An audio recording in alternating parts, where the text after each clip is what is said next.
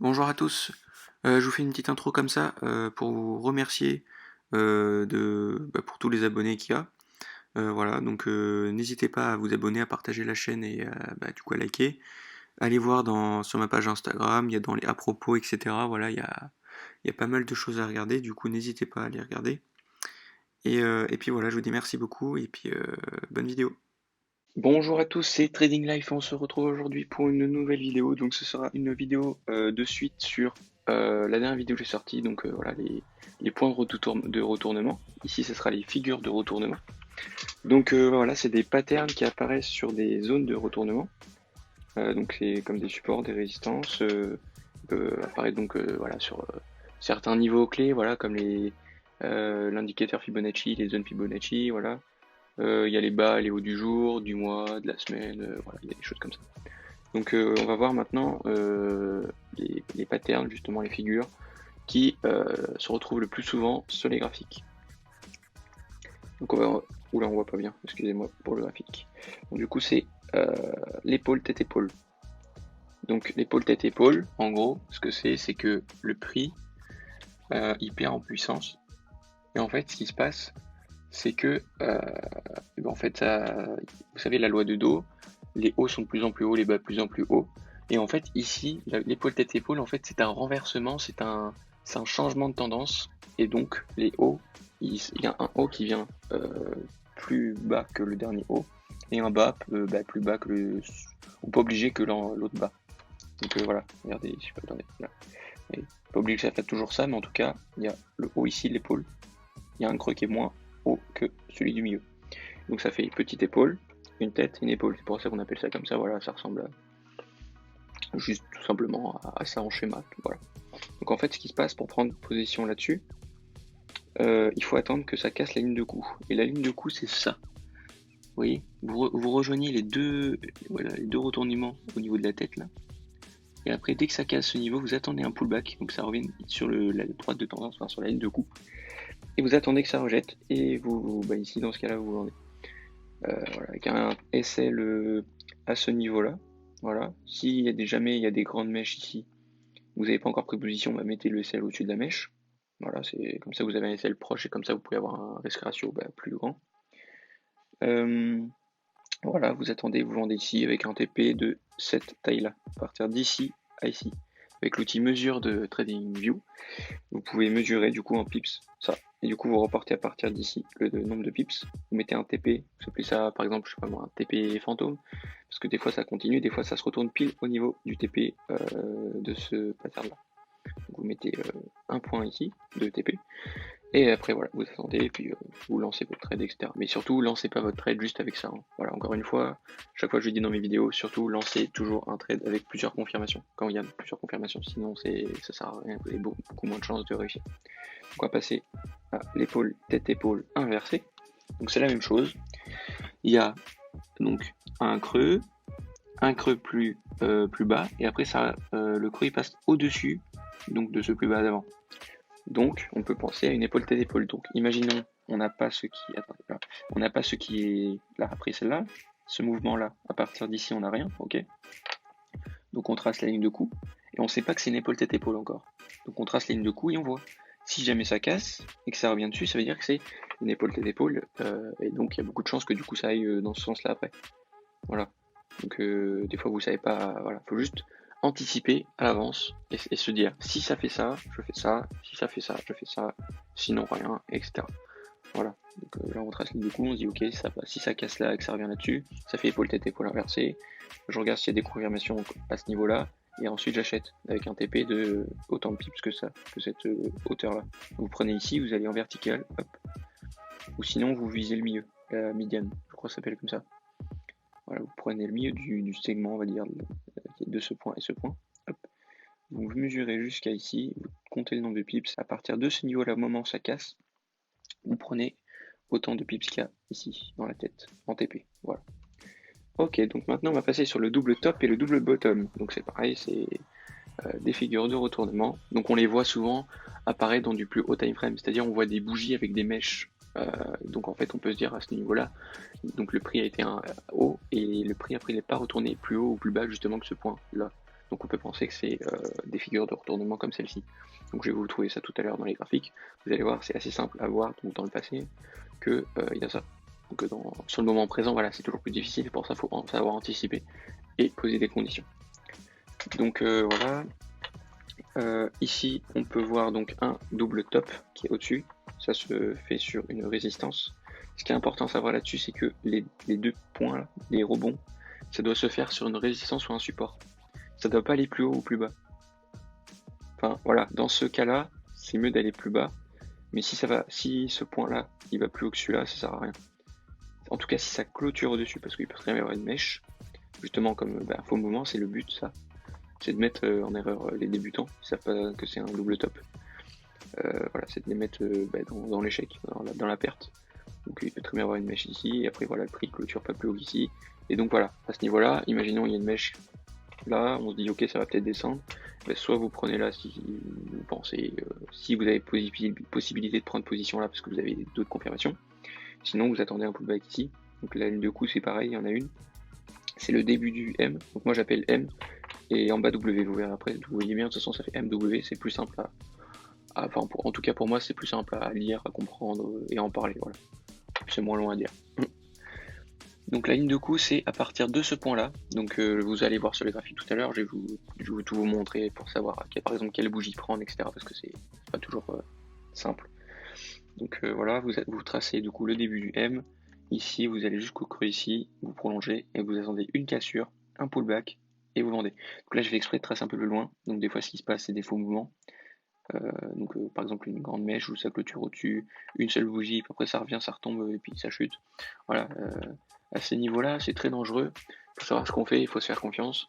Là on joue beaucoup avec nos nerfs, quand on sait pas trop encore s'en servir de ces patterns là justement, enfin quand on n'est pas très très fort psychologiquement ou qu'on connaît pas voilà ces choses là, les market makers, donc voilà ceux qui font les marchés, ceux qui entre guillemets régulent le prix, mais des fois il se passe des choses pas très naturelles et donc ils achètent, ils vendent pour faire perdre les gens quoi. Donc surtout voilà, si ça casse, vous voyez, vous attendez juste la clôture qui est, par exemple, du coup, si le prix monte ici, vous attendez que ça clôture bien en dessous de ça, une mèche, hop, puis après vous vendez, ou soit vous attendez une bougie verte, bougie rouge dans ce cas-là, pour vendre, voilà.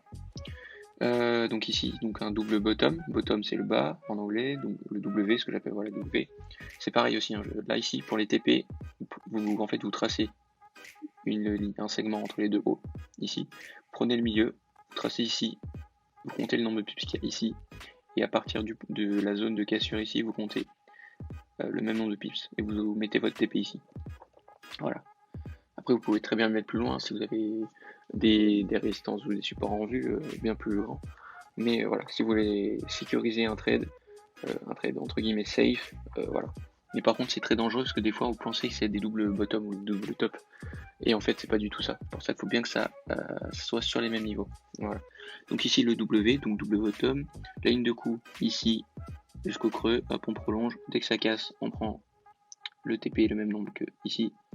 Et après, vous cherchez un point d'entrée. Donc par exemple, ici, je n'ai pas fait exprès, mais si vous tracez un support, voilà, ici, vous pouvez voir que ça rejette. Du coup, imaginons c'est des bougies, hein, voilà. Là, c'est moi qui ai dessiné ça, donc voilà. Donc là, ça fait un support par exemple. Et donc vous qui attendez ce niveau-là pour entrer, s'il vient pas là, bah écoutez, rentrez pas, ça sert à rien de prendre des risques pour pas grand-chose. Voilà, c'est pas grave, vous aurez d'autres opportunités pour prendre position et voilà. Donc on va passer à la suite maintenant. C'est bizarre qu'on voit, excusez-moi pour le graphique, on voit pas à gauche. Voilà. Ici c'est le triple bottom, top, bottom. Donc c'est la même chose, le top c'est en haut, bottom c'est en bas. Donc c'est une figure encore de retournement. Après, il peut très bien avoir de la continuation. Pour ça, il faut bien faire attention où ça casse. Il faut bien compter, par exemple, aussi les vagues d'Elliott pour savoir où on se situe dans la tendance. Si cette chose-là, c'est une correction, une consolidation, si c'est... voilà, tout simplement voir ce que c'est. Par exemple, ça peut très bien être la vague d'Elliott 5 d'impulsion, hop, une consolidation, et là, on voit le A, B, C. Et puis après, ça va s'arrêter. Vous voyez ? Donc là voilà, ça fait 3 tapes sur une résistance. Et voilà. Donc là j'ai tracé comme un canal, mais c'est pas obligé. Pour la continuation, c'est plus souvent un canal. Mais quand ça se retourne après, ça peut très bien faire tac, après ça descend plus bas et revenir ici. Voilà. Donc après voilà, au début ça peut nous faire penser à un double top. Et en fait ce qui se passe des fois, c'est que c'est pas un double top, c'est juste une consolidation, hop, et puis ça part à la hausse. Voilà, donc il faut bien faire attention. Donc ici j'ai dessiné un faux mouvement. Donc voilà, selon on situe, il faut faire attention, selon comment ça rejette, faut faire attention aussi. Donc imaginons il y a une grosse mèche ici, la bougie elle est là, on se dit ok ça va peut-être baisser, ça va peut-être chuter, etc. etc. Donc le plus important pour prendre donc, position là-dessus, c'est qu'il faut attendre la cassure et surtout un pullback. Vous voyez, un faux mouvement comme ça veut rien dire. Par rapport au mouvement qu'il y a là, il faut surtout par exemple, si vous voyez ce mouvement en H4, vous attendez une clôture H4 et un pullback H4, donc il faut être patient. Voilà, là juste ça veut rien dire. Peut-être juste une bougie verte, une bougie rouge et hop, ça revente. Ça peut très bien faire ça dans les deux sens. Mais voilà, il faut que le pullback il soit assez conséquent par rapport au mouvement qu'il y a ici. Vous attendez bien un retour là. Si ça part directement, écoutez, c'est pas grave. Vous attendez le pullback, vous prenez position si ça rejette bien, s'il y a les confirmations qu'il faut avec. Et vous prenez TP, la largeur qu'il y a là. Voilà, la largeur entre les plus hauts et les plus bas. À partir de la cassure, vous mettez le TP, hop, le SL. Ça dépend des bougies. S'il y a des mèches ici, vous mettez au-dessus des mèches. Sinon, vous mettez au-dessus d'ici, de ce bas du canal. Sinon, si vous avez des moyennes mobiles, vous mettez au-dessus. Si vous avez des niveaux de Fibonacci, vous mettez au-dessus. Si vous avez des niveaux institutionnels, donc de chiffres ronds qui finissent par 0 ou 5, vous mettez au-dessus de ces points-là. Et puis voilà. Donc là, c'est la même chose en triple bottom. Donc ça fait triple rebond en bas. Voilà. Et donc c'est pareil, vous attendez un pullback sur la zone, assez conséquent. Vous attendez un rejet. Vous prenez le TP de la largeur du canal. Voilà. Entre ces creux là, hop, TP, et puis voilà. Donc maintenant on va passer sur les graphiques. Donc je vais vous montrer épaule tête épaule, double bottom, double top, et les triples top et bottom. Ok, on se retrouve sur AUD USD en weekly. Donc je vais vous montrer en prenant un gros time frame et après en le baissant, du coup, ce qu'on peut y trouver tout simplement. Donc pour trouver les doubles bottom, etc. Tout ce que je viens de vous montrer juste avant la vidéo, en début de vidéo. Donc là vous voyez on est en weekly. Ici on voit un gros rejet sur une résistance. Voilà. Ça c'est une moyenne mobile 200, voilà, c'est là. Vous voyez, un gros rejet, donc on est en weekly, on va aller en daily. Il y a encore un rejet, une main englobante, on va aller voir en 4 heures. Voilà, là on peut voir que déjà ça y ressemble plutôt avec les mèches, une épaule tête épaule. Regardez en 1 heure ce qui se passe. C'est le plus haut, il est là. Regardez, est-ce que vous reconnaissez quelque chose que vous venez juste de voir? Voilà, donc ici, regardez, ça fait office de résistance ici. En fait, ça fait un faux mouvement. Ça fait comme un pullback, ça monte, et en fait, c'est un faux mouvement, donc après ça rechute. Vous voyez, là aussi, 1, là, 1, 2, 3, 1, 2, 3. Là, il y a aussi triple, là c'est figure de continuation, donc c'est pas dans cette vidéo là, mais vous voyez, c'est cassé par le haut, hop, on prend position ici, avec autant de TP, donc de cette taille là par exemple, hop, là ça fait quoi? Ça fait 20, donc on compte à 40, et regardez où ça va, hop, ça a été touché, voilà. Donc même si vous prenez position ici, vous mettez le TP ici, et puis voilà. Bref, c'est pas ça que je vais parler de base, c'était tout ça, cette zone là. Ça nous fait une épaule, tête, épaule. Donc on va tracer la ligne de coup, imaginez, on voit pas ce qu'il y a après ça, cette consolidation, et après on voit rien. Donc là, vous voyez, juste avant l'impulsion de la tête, vous mettez le début, et après vous mettez jusqu'au début, là où ça revient, et ça refait un pic aussi, dans ce cas-là. Là où il y a une sorte de mini retournement, vous tracez ça. Et voilà ce qui se passe. On attend la cassure de la ligne de coup, ça a cassé, pullback, ça a rejeté plusieurs fois, rejeté, avec un SL, par exemple ici on attend la clôture de celle-là, un SL, là, ça fait une résistance ici, vous voyez à gauche là-bas, ça fait comme une résistance, donc c'est quoi en plus la résistance? 78,16, donc peut-être à 78,25 ici. Voilà, donc regardez ce que j'aurais peut-être fait. On prend position du coup à la clôture de la bougie. 25. Le TP, alors regardez, le TP. Donc pareil, le milieu. Entre ce point-là, c'est à peu près ici. Vous prenez ça, ça fait 55, on va compter 60. Non, 55 c'est mieux. 55 à partir de là. Et voilà. Ok, donc à partir de là. 55. Ok, c'est au-dessus de la bougie là. Hop. Et voilà. Là, vous prenez position ici, regardez ce qui se passe. vous prenez 23 pips, voilà, tout simplement. Voilà, et après si vous voulez, vous pouvez très bien compter à partir d'ici les 54 pips, pips. Mais là vu que c'était vachement oblique, ben voilà, ça serait quand même passé, voilà. Alors maintenant, donc on a vu ça, épaule tête épaule. Voilà, ici il y a une épaule tête épaule inversée, voilà, regardez. Hop, une pique basse, une pique un peu plus haute que celle-là, et après voilà. Et donc ici, sur TradingView, il y a un outil pour le tracer. Vous allez sur la fourchette là. Est-ce que c'est ici? Non, c'est pas ici, excusez-moi, c'est là. Figure. Tête épaule, tête épaule. Donc vous faites épaule à partir de. Là, vous voyez ici, c'est difficile de savoir où elle commence. Mais là, ça fait un pic ici avec la flèche rouge, la bougie rouge. Pourquoi je dis flèche? Vous prenez ici, là vous prenez le plus haut d'ici, hop. La tête elle commence là, hop, elle finit tac tac tac, elle finit ici, regardez ça a rejeté ici, l'épaule ici, et vous voyez ici que ça a cassé ici.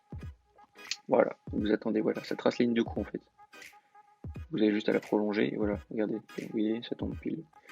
Après dès que ça casse, vous attendez un pullback, et puis voilà. Voilà, selon les indicateurs et vos stratégies, vous pouvez mettre votre TP n'importe où. Après, voilà, 54 pips ici, ça allait jusqu'à ici. Vous voyez, donc par exemple, vous pouvez mettre, je sais pas, sur la moyenne 1200, enfin voilà, selon votre stratégie. Voilà. Donc épaule tête épaule, ça c'est les plus communs. Après, il y a des doubles top à regarder. Ok, on se retrouve sur l'or en daily, donc ZO USD. Regardez ce qui se passe ici. Hop. Donc là, c'est sur un graphique que j'ai pas touché, mais sur mes graphiques, il y a plein de supports résistants, des trendlines, etc. Et en fait, regardez déjà juste ici, donc c'est ce niveau-là, regardez à droite, c'est un support qui a fait, qui a une résistance qui est devenue support. Ça a tapé en plein dessus, la trendline elle arrivait pile ici, là ça fait une grosse zone de support du coup, et voilà, et en fait ici vous avez ça. Voilà, un double bottom. Donc ce qu'on fait, vous voyez ici ça a chuté, donc là on a vu que ça fait un double V du coup. Regardez, vous prenez à partir d'ici, là où il y a une espèce de pullback, à ce niveau-là. Pour prendre la ligne de coup, vous allez au-dessus ici, donc là où ça s'est retourné au plus haut. Voilà. Faites comme ça. Hop. Donc là c'est bien sur la clôture de la bougie verte. Et regardez ce qui se passe. Ça a clôturé une fois vite fait, ça a rechuté, ça a clôturé. Au-dessus, on a attendu le pullback ici, regardez ce qui s'est passé. C'était une zone de support résistance, regardez là. Pile. Tout le monde a acheté là.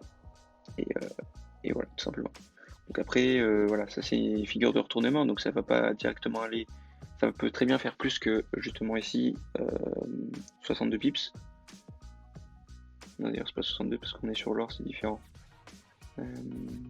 1600, ça fait.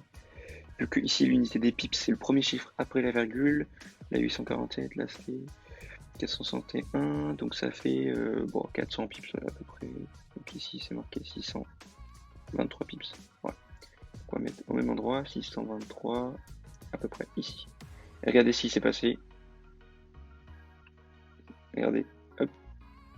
Regardez, ça réagit sur ce niveau-là justement, c'est le niveau qu'il y a ici. Voilà, donc il y a eu, entre guillemets une cassure de la résistance en fait qui était faite par le TP fantôme. Voilà, ça fait un rejet dessus et hop, c'est parti en hausse. Et après, sinon, vous pouvez très bien prendre par exemple, je sais pas moi, tous ces niveaux-là de résistance et support, voilà, selon votre stratégie. Et si vous voulez juste par rapport à ce pattern-là, vous prenez le même nombre de pips que cette taille-là. Voilà. Donc j'essaie de vous trouver maintenant un triple top et un triple bottom. Ok, alors je crois avoir trouvé un triple. Enfin là c'est en figure de continuation, c'est pas en figure de retournement. Donc voilà, c'est pas grave. Juste faut suivre la tendance, simplement la cassure. Des fois faut faire attention au faux mouvement, faut bien attendre un pullback, pour ça c'est très important d'attendre. Donc ici vous voyez ça fait plus ou moins un triple top. Hop. Nous avons un rejet, un haut, un bas. Donc là ça fait 1, ça fait 2 et 2. Plus pullback ici et ça chute. Regardez là où ça a chuté, la même grandeur que ce canal. Regardez, je mets juste droit. Hop. À partir de la cassure, le pullback, regardez ce qu'on prend. Le TP il serait ici. Et regardez ce qui se passe au niveau du TP, il y a une autre consolidation. Voilà. Donc ici c'est pas un très bon exemple. Dans tous les cas, voilà, faut faire un canal comme ça. Vous regardez là où il y a les rejets. Faut le tracer vraiment bien. Regardez, là, il est du coup bien tracé vu que la sargette pile ce niveau-là. Voilà. Donc après, voilà, sargette ici, vous prenez position ici. TP, bah, du coup, regardez, là où il y avait le support, c'était ce niveau-là en plus qui était tracé. Donc voilà. Du coup, voilà.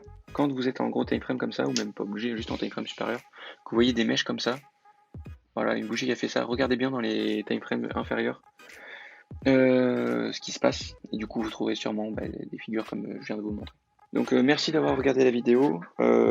Partagez la vidéo, abonnez-vous si ça vous a plu, likez la vidéo si ça vous a plu aussi. N'hésitez pas à partager, commentez si vous voulez me dire des choses.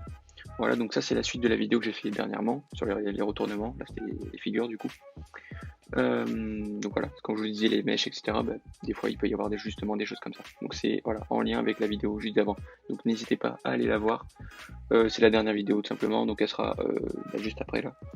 Donc voilà. Merci d'avoir regardé la vidéo, abonnez-vous, lâchez un like, commentez et activez la cloche aussi, c'est très important, comme ça vous serez au courant quand je sors une nouvelle vidéo. Et puis voilà, je vous dis à plus, salut tout le monde, bon trade à tous, merci beaucoup.